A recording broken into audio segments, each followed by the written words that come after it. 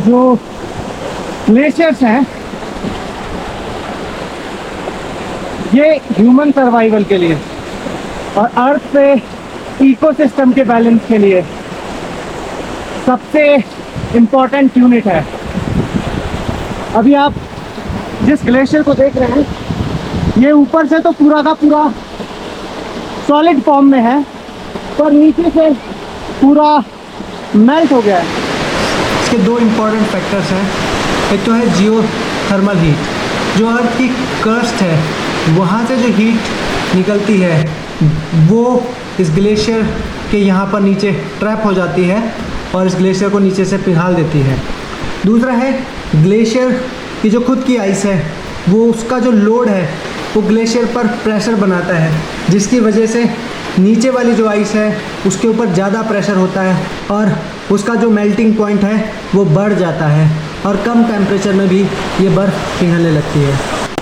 हमारी अर्थ के इकोसिस्टम के बैलेंस के लिए ग्लेशियर किसी मंदिर से कम नहीं है। इनकी प्रोटेक्शन के लिए हमें इन्वायरमेंट को कार्बन फ्री रखने की जरूरत है। अगर हमारा कार्बन उत्सर्जन कम रहेगा तो हम इन ग्लेशियर्स को प्रोटेक्ट कर पाएंगे, नहीं तो बढ़ते हुए कार्बन उत्सर्जन के साथ ये ग्लेशियर्स बच नहीं पाएंगे। हमारी अर्थ के ऊपर कार्बन के उत्सर्जन का बैलेंस जैसे जैसे खराब होता जाएगा धरती वैसे वैसे गर्म होती चली जाएगी और ये ग्लेशियर्स वैसे वैसे पिघलते चले जाएंगे। इसलिए ये बहुत ज़रूरी है कि हम शहरों में रहने वाले लोग दैनिक जीवन में कार्बन को कम से कम उत्सर्जित करें। ये ग्लेशियर्स ही हैं जो पूरे साल भर हमें पानी देते हैं नीचे मैदानों में, हमारी खेती के लिए, हमारे दैनिक जीवन के यापन के लिए।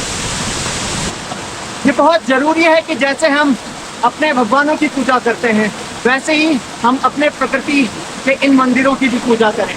हम ग्लेशियर्स की पूजा करें, इन्हें ईश्वर तुल्य समझें, हम प्रकृति को ईश्वर समझें।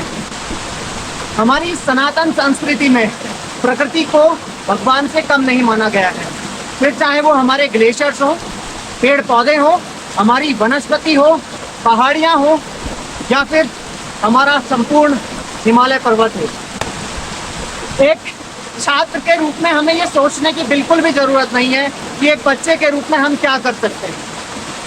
हम जो आज स्कूलों में पढ़ने वाले, कॉलेजेस में पढ़ने वाले छात्र हैं, कल इस देश के नीति निर्माता बनेंगे, इस देश की महत्वपूर्ण, इस विश्व की महत्वपूर्ण जिम्मेदारियां संभालेंगे। तब ये दायित्व हमारे ही ऊपर होगा कि हम अपने प्रकृति की कैसे रक्षा करेंगे।